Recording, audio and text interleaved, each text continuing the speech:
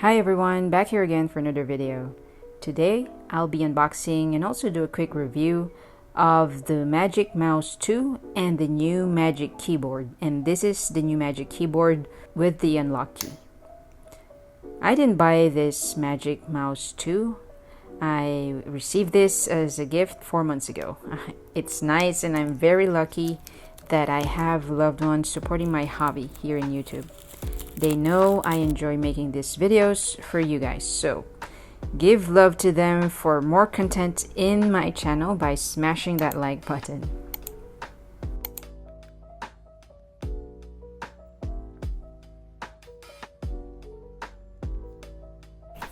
Now, as for the Magic Keyboard, I just got this last week, and the reason I got this is because I've always liked how the Magic Keyboard looks like, with its minimal, sleek design, and the typing here is just really a nice experience.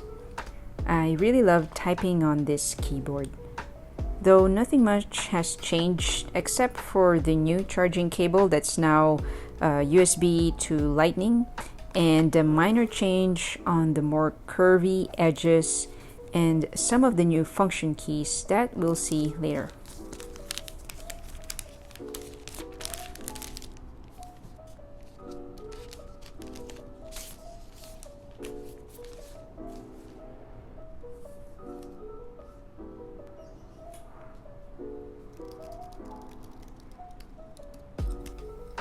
So now let me show you the changes and what's new on this new Magic Keyboard, which is different from the last version of the Magic Keyboard.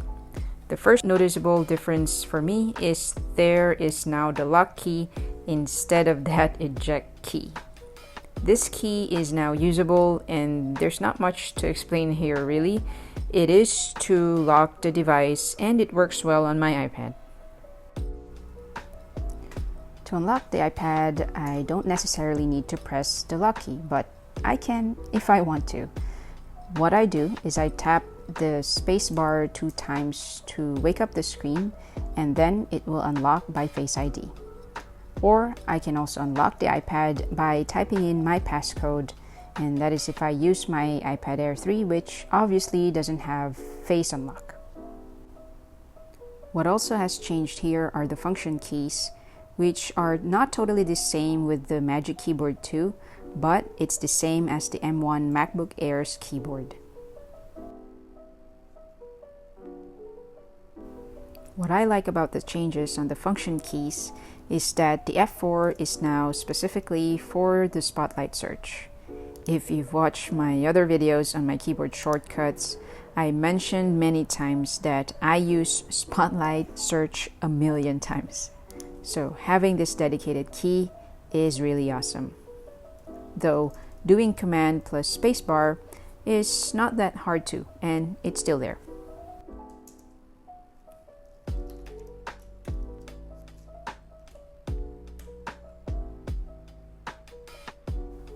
Next, F5 and F6, which were useless in the old Magic Keyboard, are now both usable in the new Magic Keyboard.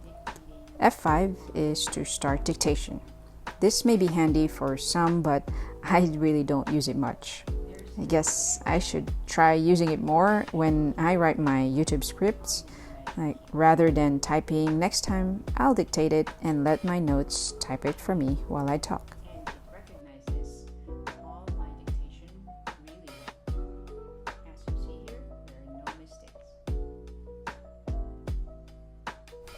And for the F6 key, this is to turn on Do Not Disturb mode. Though pressing this at first seems it doesn't do anything, but if you look closely on the top right, you see the icon appear. And of course, you can see it more when you open the control center, that the moon icon, half moon, quarter moon, is enabled and disabled when you press F6. I guess this is in preparation of the iPadOS 15 new feature called Focus. Last about the function keys. Fortunately though, we still have one of the function key, which is the F3, that doesn't work on the iPad. That's really too bad, as this could have been used to bring up the app switcher as what the icon suggests. Though the rest of the function keys are pretty straightforward, and self-explanatory and all work on the iPad. Now, in terms of the physical or the build difference from the last Magic Keyboard, we now have the more curved edges. Though it is just a subtle difference, it still makes quite a visual difference. I guess it is mainly due to the curves on the corner keys of the escape function or the lock key and the right arrow key. What did not change is the body, which is still one piece of aluminum, which is very nice. While the keys itself are the same with this matte kind of finish. What is totally different is the bottom of the keyboard. It used to be the shiny plastic that's really prone to micro scratches. Now it is the same matte finish like the keys itself. This does not impact the way the keyboard stays on the table though.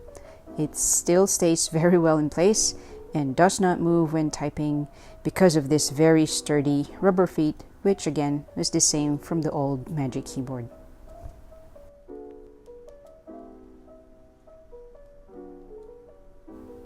Now here are some typing sounds and some typing tests. I really like the typing feel on this keyboard. In fact, both the Apple Magic Keyboards I have, this and the iPad Magic Keyboard, both really give me a very good typing experience. Apple did build these keyboards with really high quality and of course comes with a high price tag. Anyway, here are some typing tests.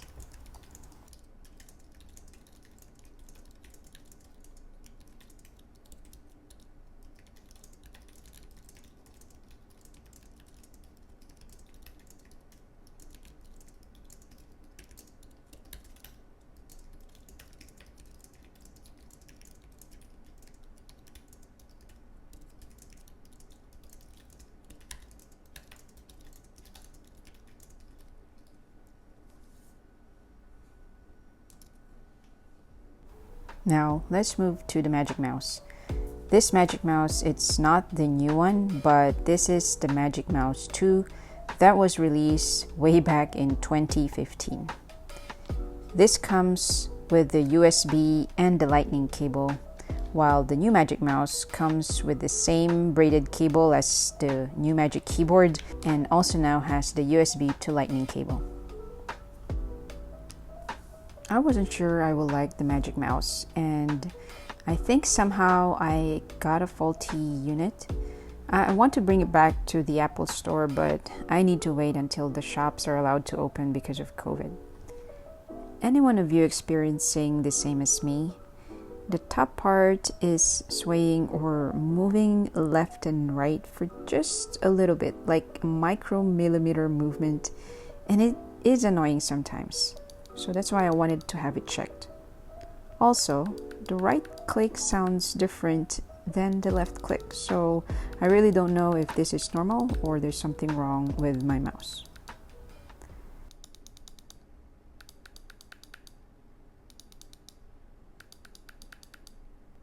Lastly, and another point which a lot of people hate, but for me I can surely live with this annoyance, is the placement of the charging port. And yes, even with the new Magic Mouse, it is still there. We still need to charge it at the bottom of the mouse. Even with the issues that I'm having on the mouse, for me the Magic Mouse is magic.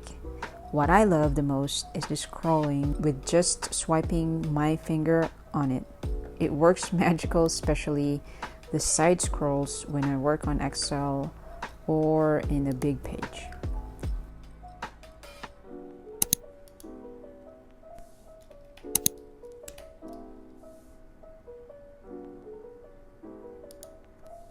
For me, it works smoothly and works quite just right and convenient, and I love it. Even when I use it on my Windows laptop, it works really well, most of the time. And if you're interested how I managed to configure and use my Magic Mouse on a Windows computer, check out Mac Cooper's video. It helped me a ton. I've linked it in the description box below. The price of the keyboard and the mouse are the same as before, even if Apple updated it a bit. So that's either good or bad for us. Good that it's not more expensive, but bad that it is still expensive. Though I think these are great quality devices that you can invest on if you're a heavy Apple user. And how Apple makes their devices all work well together, you're sure you won't have any compatibility issues. At least that is my experience when I use this on my iPad Pro, my iPad Air 3, and my iPhone. I wish though that somehow the keyboard function keys are compatible with non-Apple devices too, but it's not. Too bad for me since my daily work is done on a Windows laptop. I wish the keyboard and the mouse would just simply work with my Windows laptop, or I wish my office will give me a MacBook. Anyway, I love typing on the Magic Keyboard. In fact, for me personally, I like Apple keyboards. This new Magic Keyboard and my iPad Magic Keyboard, both equally I like. I really enjoy the low-key travel typing and the quiet typing, but still with the satisfying clicks. In the Magic Keyboard, I feel the high quality right at my fingertips.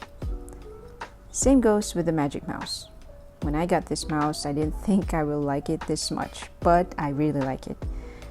I wish though when Apple Store opens again, then they will be able to fix this wobbling issue that I'm having on the mouse. Then it will be perfect for me. So, what do you think of the Magic Keyboard and the Magic Mouse?